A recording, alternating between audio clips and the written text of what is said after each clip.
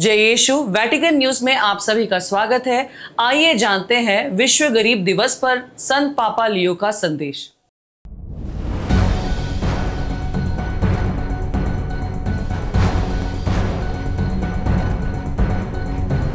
कलीसिया जब रविवार 16 नवंबर 2025 को गरीबों के 9वें विश्व दिवस को मनाने की तैयारी कर रही है, पोप लियो 14वें ने एक संदेश जारी किया है जिसकी विषय वस्तु है आप मेरी आशा है, जो लिखा गया है स्तोत्र ग्रंथ अध्याय 71 पद संख्या 5 में। स्तोत्र ग्रंथ और गरीबी से जूझ रहे लोगों के अनुभव से प्रेरणा लेते हुए पोप लियो 14वें ने ख्रिस्तियों से आग्रह किया कि वे गरीबों को दान देने के पात्र के रूप में नहीं बल्कि आशा के नायक के रूप में पहचाने। गरीबों के संरक्षक पदुआ के संत अंतोनी के पर्व दिवस पर जारी संदेश में पोप ने विश्वासियों से आग्रह किया है कि वे हमारी दुनिया में व्याप्त अस्थिरता के जवाब के रूप में ख्रिस्तीय आशा को फिर से खोजें। पोप ने संत पौलुस के इस आश्वासन को याद दिलाते हुए कहा कि हमारी आशा जीवित ईश्वर पर टिकी है। पोप लियो ने बताया कि गरीब लोग कैसे भौतिक सुरक्षा से वंचित होने के बावजूद अक्सर एक ऐसी आशा को मूर्त रूप देते हैं जो गहरी और स्थायी होती है। वे सत्ता और संपत्ति की सुरक्षा पर भरोसा नहीं कर सकते। उनकी आशा को अनिवार्य रूप से कहीं और तलाशना चाहिए। पोप बताते हैं कि यह ठीक इसी कमजोरी में है कि हम भी क्षणभंगुर आशाओं से स्थायी आशा की ओर बढ़ते हैं। गरीबों का सबसे गंभीर रूप वे आगे कहते हैं ईश्वर को न जानना। पोप फ्रांसिस के इवेंजेली गॉडियम का हवाला देते हुए वे इस तथ्य पर प्रकाश डालते हैं कि गरीबों को आध्यात्मिक देखभाल से वंचित नहीं किया जाना चाहिए, जिनके पास विश्वास के लिए एक विशेष खुलापन है। संत पापा आशा को एक लंगर के रूप में याद करते हैं कि कैसे शुरुआती ख्रिस्तीय ने आशा को एक लंगर के रूप में देखा।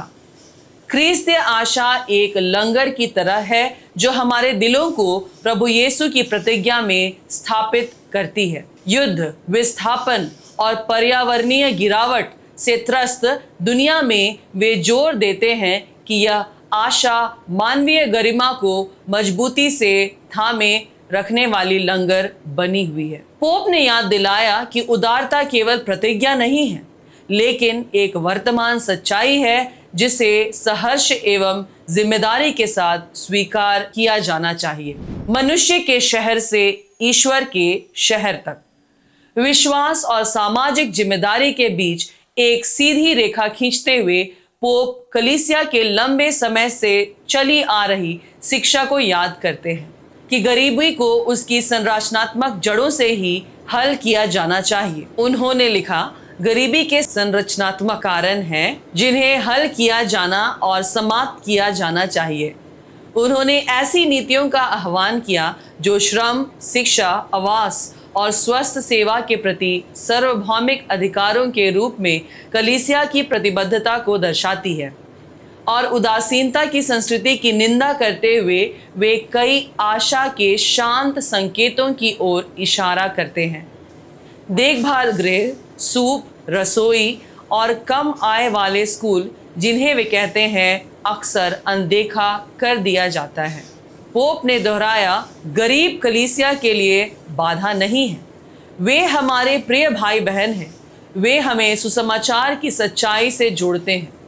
अपने नियंत्रण को और भी अधिक महत्वपूर्ण बताते हुए उन्होंने ख्रिस्तियों को याद दिलाया, इस वर्ष का विश्व गरीब दिवस चल रहे जयंती समारोह से निकटता से जुड़ा हुआ है। एक बार जब पवित्र द्वार बंद हो जाता है तो हमें ईश्वर द्वारा दिए गए उपहारों को संजोना चाहिए और दूसरों के साथ साझा करना चाहिए।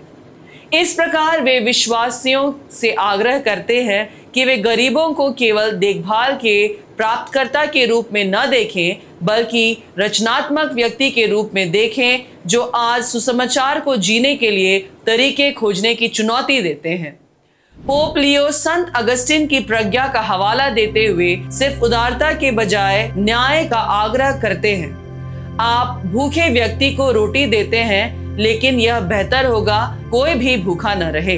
अपने संदेश का समापन करते हुए पोप ने सभी को पीड़ितों को सांत्वना देने वाली माता मरियम को सुपुर्द किया और कलीसिया एवं दुनिया को ते देउम के शब्दों के साथ आशा के गीत गाने के लिए आमंत्रित किया। हे प्रभु, आप में हमारी आशा है और हम कभी भी व्यर्थ आशा नहीं करेंगे।